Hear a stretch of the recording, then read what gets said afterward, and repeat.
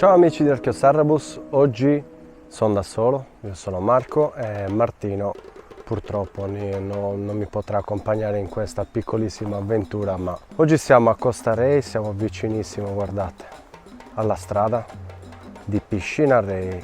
Il sito archeologico di oggi è un sito censito dove sono stati fatti pure degli scavi, poi vi racconterò.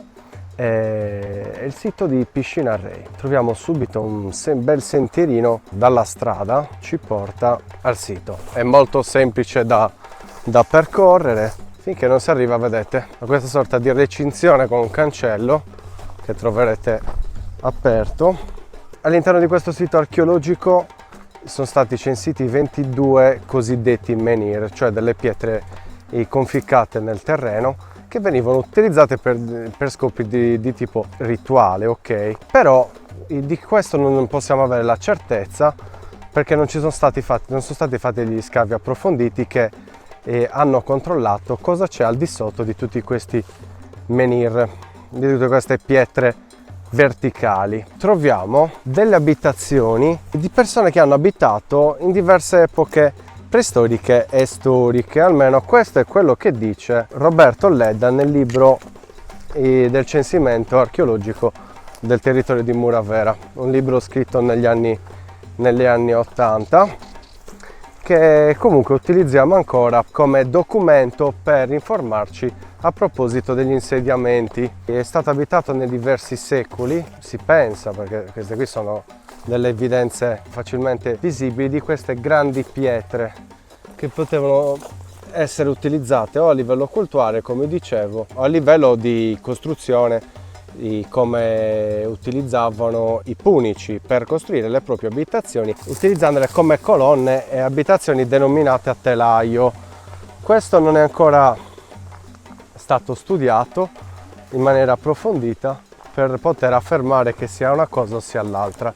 Quindi vediamo subito cosa troviamo. Già in questo primo pezzo troviamo sicuramente un'abitazione e intorno all'abitazione questi cosiddetti menhir o grandi pietre infisse nel terreno. Guardate quanto è grande questa, vedete? All'altezza della mia ascella, io sono alto 1,80, forse qualcosa, quindi 1,50 sarà questa più o meno. E nel passato il Ledda nei suoi scavi ha operato la rimessa in posa del menhir. Possiamo vedere il cemento nella base di questa pietra, insomma non ha scavato tantissimo per rimetterlo in sesto, però farvi vedere cosa si trova qui vicino. Questa sorta di tavolone gigantesco di granito, guardate. Parliamo di 1,50 m per 2 metri più o meno, È veramente imponente e chissà come veniva utilizzata. E come potete vedere vicinissimo troviamo il menhir. Qua ne abbiamo uno e subito dopo un altro rimesso in posa, lo vedete? La vegetazione è forte. Vi racconto che dopo la 10ª volta che ho fatto il giro di questo sito ho trovato quasi tutti i menhir. Anche questo è stato rimesso. Guardatelo, di nuovo infisso sul terreno, ma poi per farlo rimanere in piedi è stato utilizzato il cemento. Ritorniamo un po' indietro verso l'ingresso, quindi si arriva di nuovo verso ovest per farvi vedere quello che Roberto Ledda definisce una sorta di ara sacrificale, una sorta di concavità scavata nella roccia per poter raccogliere dei liquidi. Lui dice sacrificali, quindi propone del sangue, ma chi lo sa, o se fosse semplicemente qualcosa dove si macinava all'interno il grano. È scolpito in tutte le direzioni, c'ha una convessità, una rotondità interessante ed è stato rimesso, secondo me, anche questo dagli archeologi negli anni 80 in questa posizione retta, magari poteva essere capovolto, non ci abbiamo documenti in merito. Guardate un po', la vegetazione è veramente folta. Continuando verso sud, credo di averne trovato un mezzo spezzato. Qua dentro ci sono tante pietre abbastanza grandi. Ho intravisto la prossima sequenza di menhir. Non so se riuscite a intravedere in lontananza un masso enorme. Questo è veramente grande. È una sequenza di tre menhir. Questo è molto largo, grande. Vediamo, c'è il cemento sotto. Anche in questo qua no, invece. Ecco qua si apre leggermente la vegetazione e troviamo il terzo, che non mi pare che abbia nessun tipo di cemento. Però guardate un po', sono stati saldati. Questo è stato saldato. È stato saldato nel terzo basso del menhir. La forma direi di vela, di barca a vela. Questo qui supera il 1,40 m, veramente grande, per una larghezza di circa 60 cm. Questo qui invece è integro.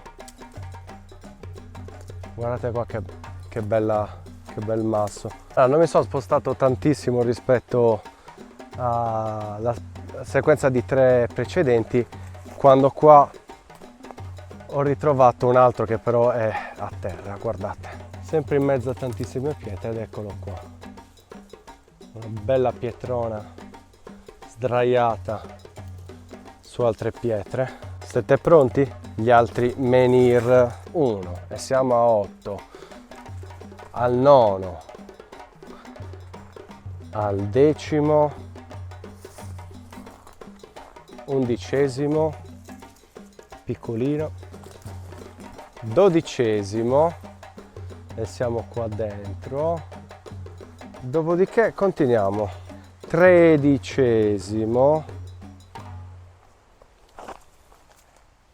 Guardate la distanza da questo, che sembra in posizione originaria. Eccola qua, guardate, bellissima. Siamo 12°, 13°. Sto per cadere. Bello grande anche questo, guardate, abbastanza scolpito. Guardate questo allineamento. Andiamo a finire davanti a questo imponente masso. Guardate un po', veramente grande. Solita altezza dell'ascella. Ed eccoci qua al 15°. Guardate, questo è proprio ben delineato in tutte le superfici. Guardate, squadratissimo. Questo è alto quasi quanto me, ok? Quindi oltre il 1,70 m, bello scolpito, che si ferma all'interno della terra senza nessun tipo di calce. Non è stato rimesso in posa, ma è stato solo sigillato nell'ultimo terzo di questa pietra. È interessante vedere tutte le superfici. Guardate qua quanto è bello rifinito, scolpito. Guardate le bacche del lentisco, sono pronte per sollestinco, per fare l'olio che deriva da questa pianta. Andiamo a cercare gli altri. A pochissimi metri, eccole qua, queste pietre qua, una straiata così sul terreno, l'altra bella scolpita in una forma definita, che è denominata ogivale, con questa forma quasi ad oliva, diciamo così, con questa punta. E subito di fronte a 2,5 metri, 3 metri abbiamo questo blocco gigantesco, guardatelo, sempre bello squadrato, in posizione credo originaria, quindi 16-17, poi correggerò dopo se ho contato male, ma è sempre emozionante cercare queste pietre, credo di averne trovato anche altre nuove oggi, non ne sono certo, e non ho tenuto il conto, bisognerebbe segnarle sulla mappa. E l'altra a fianco è questa, guardate, wow, eccolo qua, anche questo non ha cemento sotto e sta così eretto davanti a noi, sembra ben scolpito, insomma, non una pietra così casuale. Poi ho trovato una bella pietra definita, ma questa invece sembra tutta scolpita, bella arrotondata. Ok, rifarò poi il calcolo di quanti ne ho trovato. I totali dovevano essere 22. E continuiamo comunque il giro per essere sicuri di non aver tralasciato niente. Ho fatto il giro di tutte le piante qua intorno, vicino all'ingresso, ma non ho trovato particolare segno di pietre fitte. Allora, per concludere il tutto, il sito si estende fino al mare.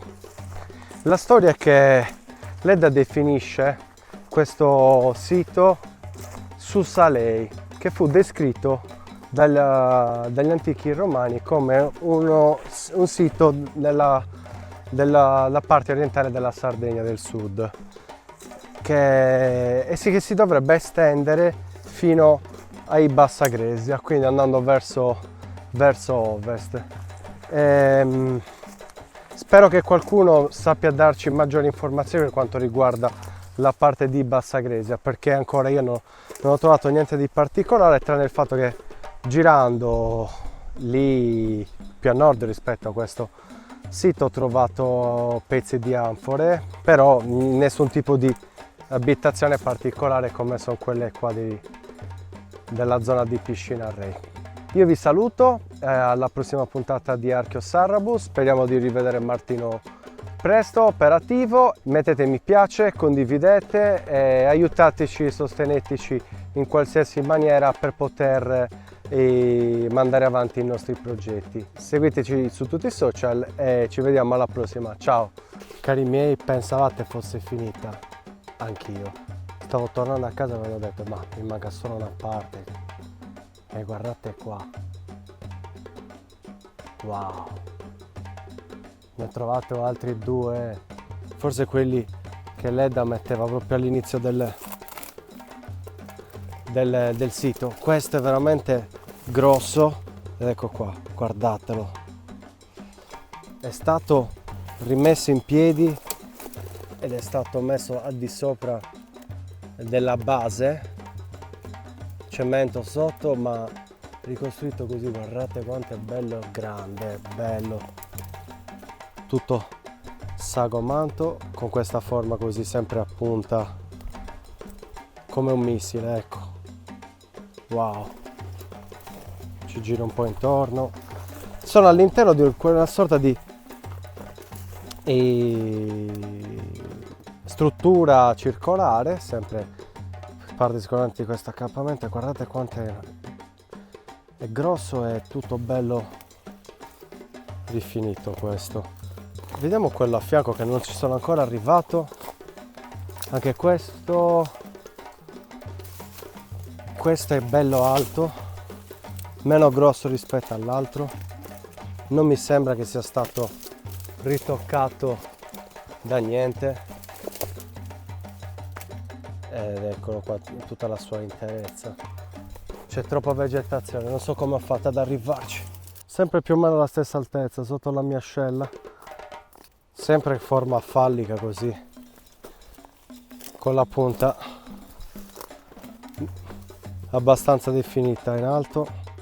E sono altri due che sono quelli che pensavo fossero visibili, invece non lo sono. Allora, dopo questa credo che sia finita. Vi auguro un buon proseguimento, grazie per averci seguito, a presto, a meno che non ne trovi altri. Ciao!